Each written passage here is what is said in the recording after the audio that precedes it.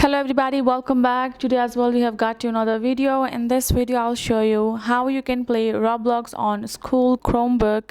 But before that, please make sure to like our video, subscribe our channel, and yes, without any further delay, let's start. So for that, if you have been trying to do that and you have a curiosity, I'm gonna guide you through some steps. Make sure to follow along and you will be good to go. Now to do that, you have to make sure that you have an applicable VPN on your computer.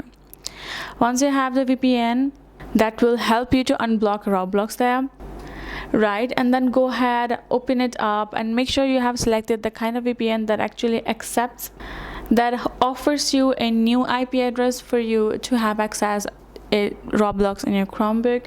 Once you have done that, you're gonna simply go ahead and connect it to a better speed for you to play Roblox game.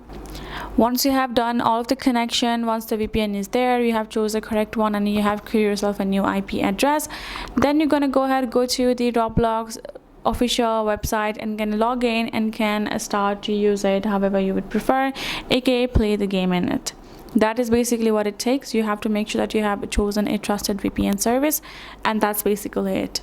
So hope this video helped. Thank you so much for watching. I will see you guys in our next video.